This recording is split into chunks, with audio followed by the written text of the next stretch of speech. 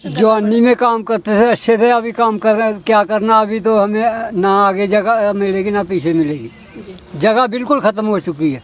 अगर जगह देनी है तो सरकार ने देनी है। अगर नौकरी पक्के करेंगे तो रिटायरमेंट के बाद पेंशन मिलेगी तो जगह मिलेगी। अगर पेंशन नहीं मिलेगी तो बिलोंग करता हूँ। तो देखिए मैडम, पहले तो हम मीडिया बंधुओं का बहुत बहुत धन्यवाद करते हैं सारे, जो हमारी रिपोर्ट को आप लेकर जाते हो और सरकार तक अपनी आवाज़, जो हमारी आवाज़ है वो पहुंचाते हो।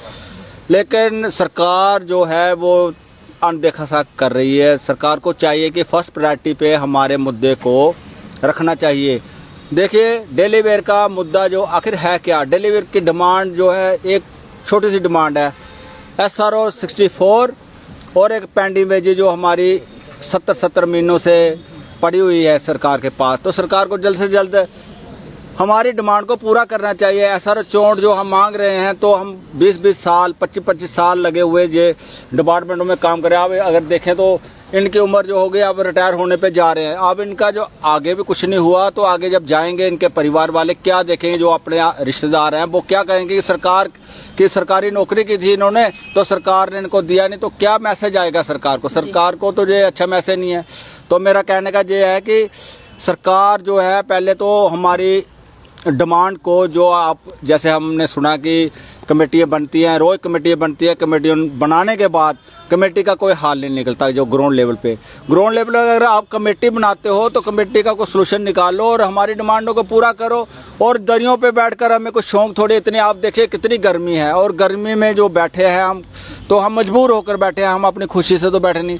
तो हम भी चाहते हैं कि सरकार जो है हमारे मुद्दे हल करे, जो हमारी डिमांड को पूरा करे, और हम भी इन डिपार्टमेंटों की सेवा करें। हम पहले भी करते थे, आगे भी करेंगे और अच्छी तरह करेंगे। जब हमें कुछ मिलेगा तो मैडम देखो।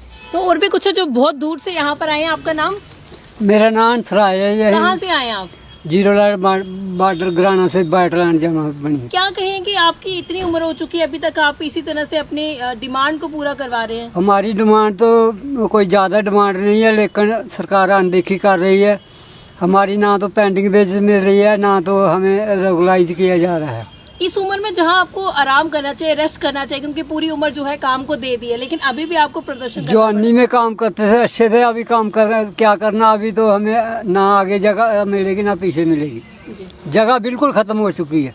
अगर जगह देनी है तो सरकार ने देनी है। अगर नौकरी पक्के करेंगे तो रिटायरमेंट के बाद पेंशन मिलेगी तो जगह मिलेगी। अगर पेंशन नहीं मिलेगी तो जगह कहाँ से मिलेगी? क्या लगता है, इतनी सेवा करने के बावजूद भी आपको इस उम्र में जहाँ रेस्ट करना चाहिए था, वहाँ आज आपको अपने हक के लिए आवाज उठानी पड़ी? कितना बुरा लग रहा है आपको? 9 महीने से जहाँ पर बैठे, 9 महीने बीत चुके हैं, तो अभी कुछ नहीं मिला। तो आगे मिलने की तो अभी कुछ मिल ही नहीं। फिर भी आपको उम्मीद है कि कुछ होगा? उम्मीद तो लगा कर बैठे हैं। जब कोई फैसला मिलेगा तभी जाएंगे। अगर रेगुलर पॉलिसी नहीं तो घर वापसी नहीं। तो यहाँ पर तमाम और भी डेली वेजर जो है यहाँ पर बैठे हुए हैं, इनसे भी हम बातचीत करेंगे और जानेंगे कि आखिरकार किस तरह की प्लानिंग इनकी आगे बढ़ रही है। सबसे पहले क्या कहना चाहोगे, क्योंकि आपके जितने भी साथी हैं, कुछ की उम्र जो है वो काफी ज्यादा हो चुकी है, कितना बुरा आपको लग रहा है कि क्या पता आने वाले समय में अगर हमारी डिमांड पूरी नहीं होती कि हम भी इसी उम्र में पहुंचे कि जिस उम्र में हमारा आराम करने का समय है? जय माता दी। शुक्रिया मीडिया बंधुओं का आपका। ठीक कहा मैम आपने। जो लोग आपके पीछे बैठे हुए हैं, इन्होंने अपना गोल्डन पीरियड जो है इस डिपार्टमेंट को दे दिया है, लेकिन कल को ये रिटायर हो जाएंगे तो लेकर क्या जाएंगे? खाली हाथ ही जाएंगे। इनको मिलने वाला तो कुछ है नहीं अभी तक जो लग रहा है। लेकिन कितनी निराशा की बात हो जाएगी अगर ये घर जो है मतलब खाली हाथ जाएंगे। इनके बच्चे, इनके जो पोते तक हो गए होंगे शायद, तो वो क्या देखेंगे कि हमारे जो दादाजी हैं, हमारे पिताजी हैं, वो गोल्डन पीरियड अपना लाइफ का जो वहाँ देकर आ गए हैं, डिपार्टमेंट को लेकर क्या आते हैं? खाली हाथ। तो ये कितनी शेमफुल बात है इस गवर्नमेंट के लिए। ये सरकार को चाहिए इस वक्त जो सम्मेलन G20 का जो चल रहा है J&K में, उसका आप सम्मेलन करवा रहे हैं। ये तो बड़ी गौरवंत बात है हमारे J&K के लिए और हमारे लिए भी, क्योंकि हम देश के वासी हैं।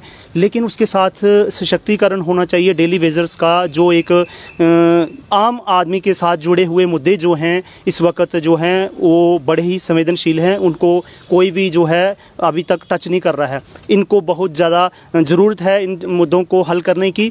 अदरवाइज़ अगर आप ये दिखाओगे कि हमारे देश की तरक्की इस स्तर पर है कि सब कुछ ठीक हो रहा है, टूरिज़्म ऐसा है, वो वैसा है, लेकिन जो डिपार्टमेंट चल रहे हैं जिनकी वजह से एक आम आदमी जो एक गरीबी रेखा के साथ जुड़ा हुआ है उसका सशक्तिकरण नहीं होगा तो देश कैसे आगे बढ़ पाएगा। ये एक फाउंडेशन होती है, गरीब आवाम जो है उसको लेकर भी काम होने चाहिए, ये हमारा कहने का मतलब है। जी, आपका नाम? जी, मेरा नाम कमल किशोर है। कहाँ से आए हैं आप? जी, मैं इरिगेशन कम्प्लेक्स से हूँ, जम्मू से ही हूँ। जी।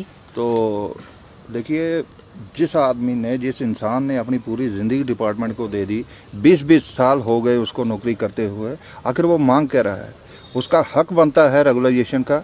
सरकार को ये टालने वाली नीति को छोड़ना चाहिए। हर सरकार आती है यही नीति के साथ चलती है कि चलो जी टाइम निकाल लो, इनके साथ ऐसे ही इनको आश्वासन दे दो तो टाइम निकलता रहेगा। लेकिन अब वो समय नहीं रहा। ये जो लोग जो प्रोटेस्ट पे बैठे हैं, जब तक इनको इंसाफ नहीं मिलेगा तब तक ये घर वापसी नहीं होगी। तो ये बात सरकार को समझ लेनी चाहिए।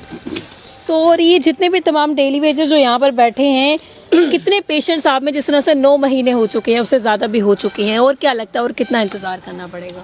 कमेटियां गठित हो रही है लेकिन कुछ काम नहीं हो रहा है, ऐसा आपका कहना? मैडम, पहले तो मैं जंग वाइट का तहे दिल से शुक्रिया अदा करता हूँ। तो जो आप हमारी सुध लेने के लिए और हमारी आवाज़ को बुलंद करने के लिए हमारे इरिगेशन कम्प्लेक्स में आए हो। देखिए, 9 महीने का जो समय है ये बहुत ही हमारे लिए बड़ी मुश्किलातों का और बड़ा गंभीर समय था, जो हमने इतनी गर्मी में, इतनी धूप में बैठे हुए हैं। ये जो हमने विधायक बनाए थे, ये उनके लिए शर्म की बात है। देखिए, हमने उनको इसलिए बिठाया था कि अगर हम गवर्नमेंट में उनको लाते हैं कि ये लोगों की सुनवाई होगी।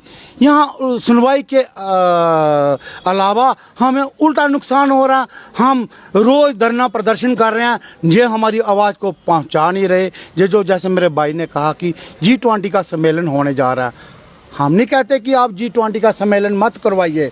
बाहर से, फॉरेन से जो लोग आ रहे हैं, हम भी इंडियन लोग हैं, हम वेलकम करते हैं। मगर सर, उनको दिखाने के बजाय पहले ये जो हमने विधायक बनाए थे, इनका फर्ज बनता था हमारे पूरे जम्मू को सराउंडिंग में चक्कर लगाना था, देखना था और पूछना था कि इन लोगों का क्या मसला है। हमारे मसले को कोई उजागर कर ही नहीं रहा, ये अपनी ही बातें सुनाए क्या लगता है और कितना इंतजार आपको करना पड़ेगा? मैडम देखिए, जैसे मेरे भाइयों ने बताया, जब तक रेगुलाइजेशन पॉलिसी नहीं तो हमारी घर वापसी नहीं। हमें चाहे यहीं पर मरना पड़े, हम जाने के लिए तैयार नहीं। मीटिंगें तो ये बहुत कर रहे हैं, ऐसे फेक न्यूज़ें बड़ी चल रही हैं कि वहाँ हाँ मिनिमम वेजेस एक्ट। देखो, जो इन्हीं के बड़े बड़े आला अधिकारी हैं, जैसे माननीय अमित शाह जी ने बोला था कि मिनिमम वेजेस जो एक्ट है जम्मू कश्मीर में लागू हो चुका है।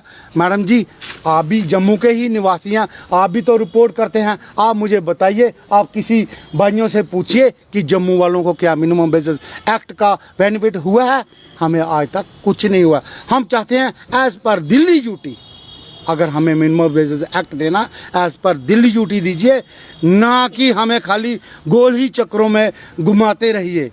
देखते हैं, अभी इन्होंने बताया है कि 27 तक देखेंगे क्या करते हैं। अगर इन्होंने हमारा मसला हल किया तो ठीक है, नहीं किया तो कोई बात नहीं, इलेक्शन का बिगड़ू भी बच जाएगा। फिर इनको खुद ही पता चल जाएगा कि ये जो 61,000 लोग हैं ये क्या करेंगे हमारे साथ, इनको ये खुद ही समझ जाएंगे। तो तमाम डेली वेजर जिस तरह से यहाँ पे इकट्ठे हुए हैं और भाजपा कहते हैं कि कभी भी इलेक्शन करवाओ, हम तैयार हैं, क्या लगता है इस तरह से अगर आप लोग सड़कों पर रहेंगे, चाहे आपकी बात की जाए, चाहे PHC वालों की बात की जाए, इस तरह से सड़कों पर है तो क्या भाजपा को समर्थन मिलेगा?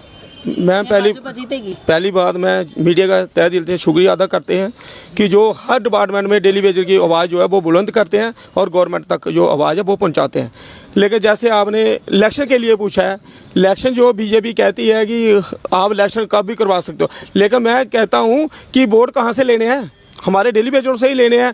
अगर इलेक्शन करवाओ, लेकिन मैंने पहले भी मीडिया के सामने यही बोला था, आज भी ये बोलता हूँ कि अगर इलेक्शन करवानी है, लेकिन हमारे डेली वेजर की जोली में जो डेली वेजर जो परमानेंट SRO चौंट के तहत वो पॉलिसी हमें दी जाए, फिर आने वाले टाइम में हम हंसते हंसते आपको वोट देंगे। अगर नहीं दिया तो कर्नाटक जैसा हाल हो जाएगा, जहाँ भी जैसे कर्नाटक में हुआ था।